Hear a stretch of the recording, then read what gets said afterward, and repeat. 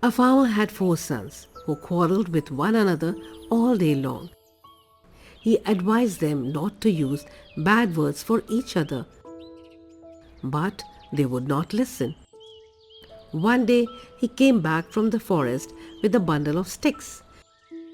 He sat down on a cot and asked each of his sons to take up that bundle and break it into 2 parts. They tried, but in vain.